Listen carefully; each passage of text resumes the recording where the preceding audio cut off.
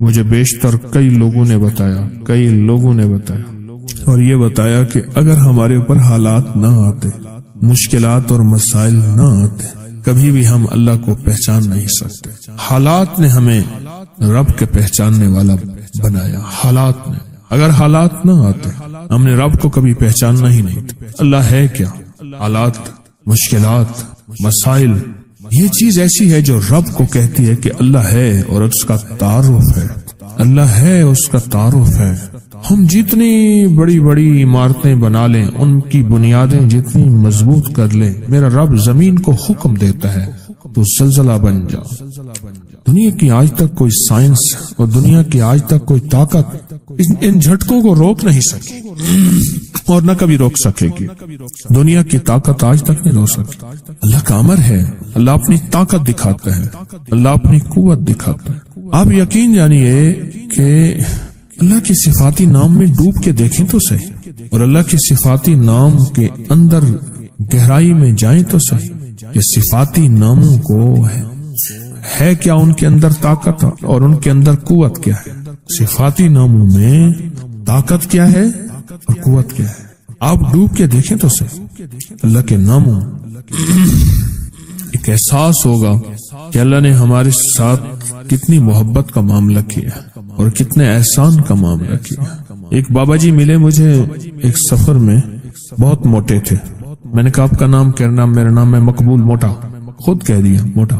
میں کیوں کہہ لیں مجھے موٹا کہتے ہیں مقبول، اس لیے میں نے آپ کا نام۔ وہ بڑے لمبے لمبے سفر بائک پہ، موٹر سائیکل پہ کرتے تھے، بس کے اندر چڑھ نہیں سکتے تھے، موٹے اتنے تھے، سیٹ پہ بیٹھ نہیں سکتے تھے، بیٹھتے تھے نکل نہیں سکتے تھے، بہت کھاتے تھے، کھاتے کھاتے تھک جاتے تھے، پھر سو کے ایسے بازو کر کے ویسے کھاتے رہتے تھے۔ 3 کام، کھانا، سونا اور بیت الخلا۔ میں نے تو یہ 3 کام دیکھے۔ اچھا، وہ بندہ رونے دھونے والا بہت تھا، اللہ سے مانگنے والا بہت تھا، بڑا نیک آدمی تھا، درویش آدمی۔ قمیضوں اور شلواروں کا ڈھیر لگا ہوا ہے۔ میری شلوار خراب ہو گئی ہے، حالانکہ ہوتی نہیں تھی میرے خیال میں، بس ناپاک ہو گئی، اب وہ کپڑے بدل رہا ہے ڈھیر۔ پھر ایک قمیض کے اوپر دوسری قمیض پہن لی، دوسری کے اوپر تیسری پہن لی۔ کہنے لگے ایک سفر تھا تو میرے جو ہے ہم سفر تھے، وہ مجھے لے جانا نہیں چاہتے۔ یہ کھائے گا سارا دن، اس کا کام ہی کھانا ہے، پھر ادھر کھائے گا، پھر ادھر ٹوائلٹ جائے گا، بیت الخلا میں جائے گا، پھر سوئے گا۔ موئے نانگ کو جو گھیلواں دے، مویا نانگ، مرا ہوا سانپ، اس کو بندہ گھسیٹتا رہے، کیا فائدہ؟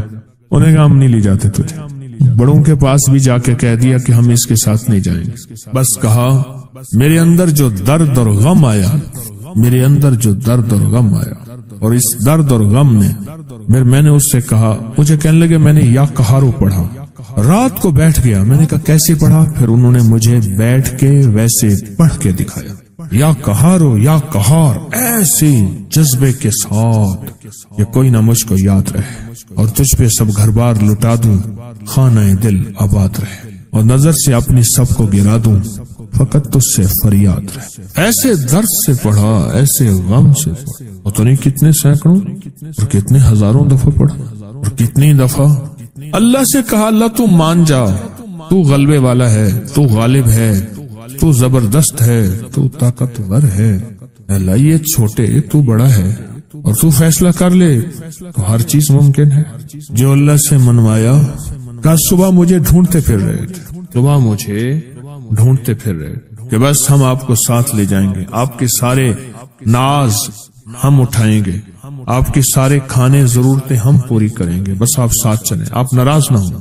اس نے عرشوں سے فیصلہ کروایا، اور اللہ کے غلبے کو اور اللہ کی طاقت کو اور اللہ کی قوت کو عرشوں سے اتروایا لفظ یا قہارو کے ذریعے، اللہ کے صفاتی نام یا قہارو کی طاقت کے ذریعے عرشوں سے نظام اتروایا۔